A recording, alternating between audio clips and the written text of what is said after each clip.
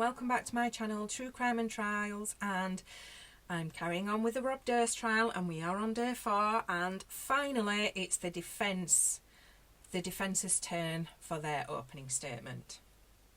So his attorney gets up, and it's the same defence team that defended him in the Galveston trial some 20 years ago. He says Bob Durst did not kill Susan Berman, and Bob doesn't know who did. Susan was a very close friend of Kathy, and they show a picture of Kathy, Bob and Susan together. Bob did find Susan's body shortly after someone had shot her in the back of the head. He was coming to visit her for the Christmas holidays, which they had done for the previous years. A letter was found that Bob sent to Susan, and it said, "This is what I want to do this year for Christmas. I want to get us 2 rooms at La Costa or whatever spa or resort you would like to go to, from a couple of days before Christmas to a couple after. 4 days, maybe a week, and I'll meet you there." This letter was written a few years before they set this pattern up for what would happen each Christmas. The defence say when Bob found Susan's body, he panicked and he wrote the anonymous cadaver letter so that her body would have been found, and then he ran. And the defence say he's run away all his life, it's what he does. He reiterates that the Jinx was heavily edited, and he says the editing changed a lot of things. Then he talks to the jury about them separating what Bob did to Morris Black's body and the death of Susan. Bob fully accepts what he did to Morris, and obviously the jury found him not guilty. He says there is evidence that Bob was diagnosed with Asperger's, mild autism, even though it's all in the same bracket now. And he goes through the signs of someone with Asperger's, and to be honest, watching Bob and hearing what he says and where he acts, I did actually think something along those lines. Not that it excuses his behaviour or anything, but you know, when you just notice certain things, because I have a son with difficulties, so you know, you just kind of see things that makes you wonder. He says that Bob did drink and used methamphetamine, and marijuana was his drug of choice. He says Bob is a cancer survivor. He had 2 esophageal cancers. He had esophageal cancer, 2 spinal surgeries, brain surgery, and he has difficulty walking with his balance, etc. He says Bob was afraid of Morris, and the defence say he had reason to be afraid of him. Bob is actually going to testify in this trial because the defence want the jury to hear his side and what he knew about Morris Black. So Morris Black received a letter that's now being shown, which made him very angry about an eviction. He was in Bob's apartment and to show him the letter, and Bob went to the bathroom, and while he was in the bathroom he heard gunshots, and what had happened was Morris had pinned up this letter on the doorframe and shot at it.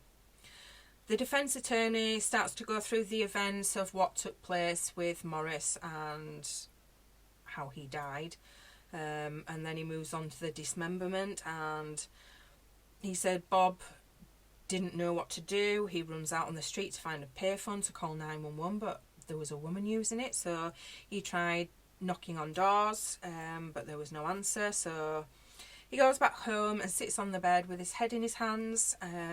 He didn't know what to do. He went to the liquor store and got a bottle of whiskey and walked around to try and figure out what to do. He also smoked some marijuana while he was taking a walk. Bob decided the police would never believe what happened, and he knew he had to get rid of the body, so he decided to dismember him. The defence said Bob doesn't make good decisions. Duh. Bob goes to the hardware store to get trash bags, etc., and then dismembers Morris Black's body.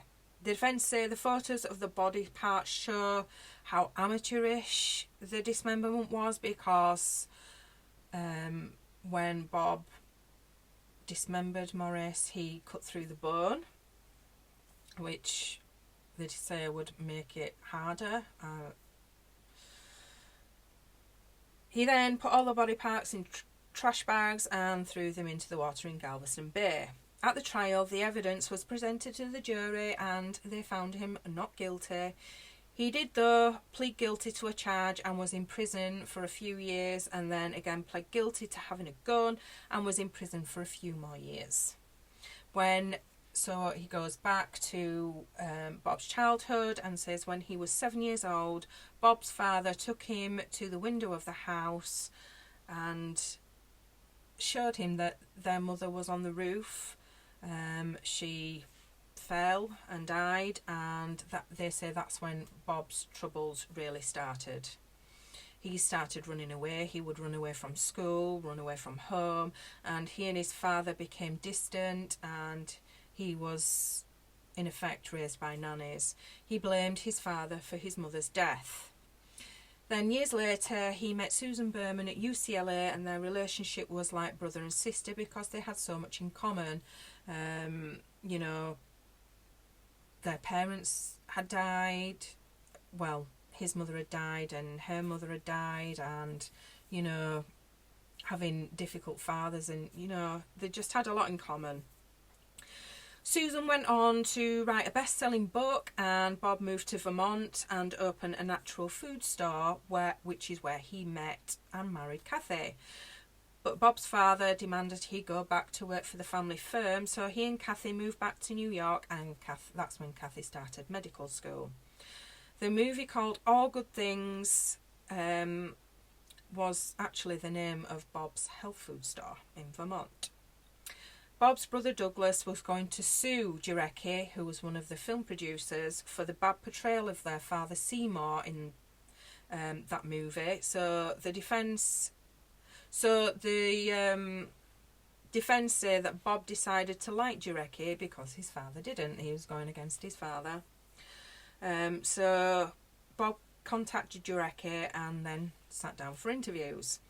Other news agencies actually reached out to Bob to try and get the story and everything, but he turned them all down for what the defence call a movie producer and not a documentarian.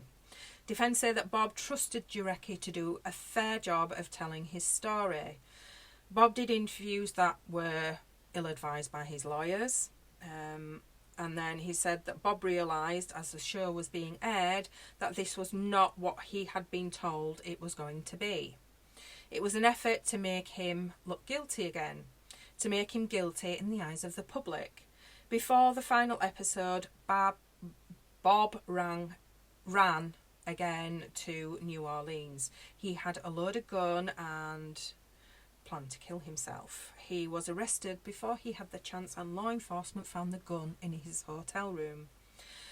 Now, this defence lawyer ends by saying that Bob Durst did not kill Susan Berman and he doesn't know who did. So we are on to the second defence lawyer, and he starts by reminding the jury that they are there to determine Susan's murder. Bob has already been tried for Morris Black's murder, and there's no actual evidence to connect Bob to Kathy's disappearance and suspected murder.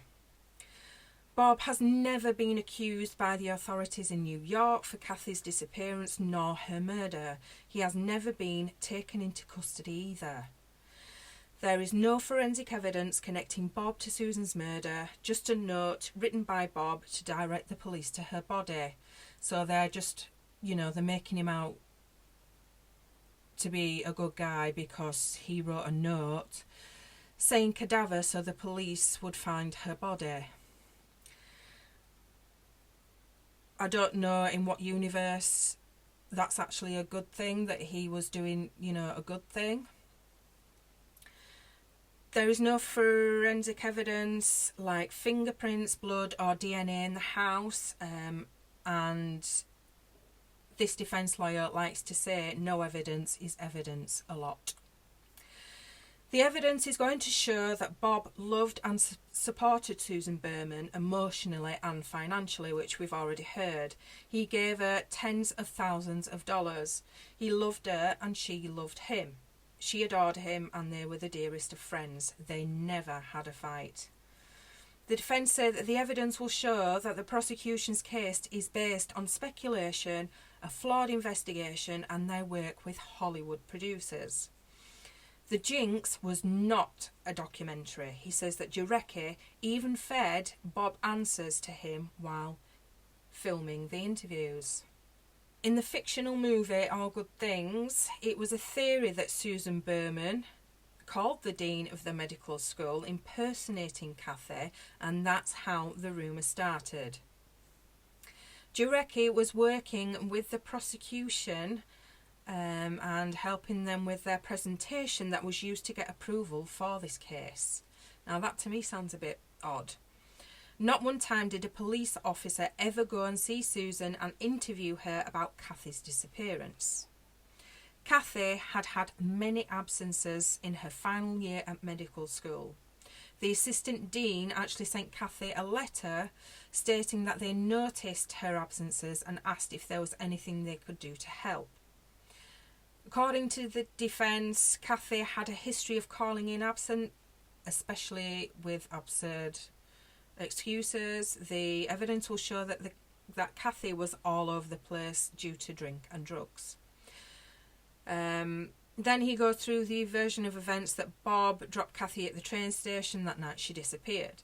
The defence say there is evidence to say that Kathy was still alive after that night because on the 1st of February she called the dean at the medical school, and the dean remembers speaking to her and recognised her voice. There is no evidence to show that Susan spoke to Bob on the night Kathy went missing, and the evidence will show it's just a theory. The evidence will show that Kathy made that call herself. When Kathy went missing, Bob did call Kathy's friends and family as he was worried. On the 5th of February, Bob reported her missing to the New York police. There was no signs of foul play at the South Salem cottage. There was no evidence, and no evidence is evidence. Bob and his family offered a reward of $100,000 for information on Kathy's disappearance, and they also hired private detectives. Bob couldn't handle speaking to the press, so that's why he enlists the help of Susan, and she was willing to help.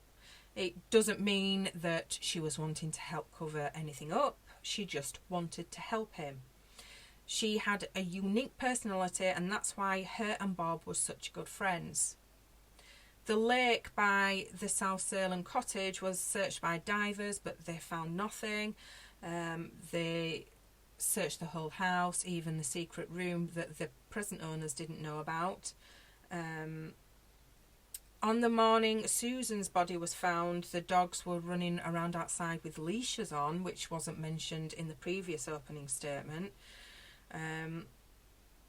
Although it's been stated that there were no signs of a struggle at Susan's home, the phone was unplugged and off the hook in the room where Susan's body was found. That's evidence of a struggle, and the door to the room where Susan's body was found had extensive paint chips on the floor. There were marks found on Susan's hands that may be from fighting or defending herself. There was no real follow-up to these pieces of evidence. Now, this bit alone sounds, significant to me, because in any other murder trial that would be some good evidence. Then he says there were no fingerprints of Bob found in Susan's home, no handprints of Bob, no DNA of Bob, no blood of Bob, no fibre of Bob, no gun was found, no shoe prints in the blood, nothing in his car, no fingernail scrapings were done on Susan.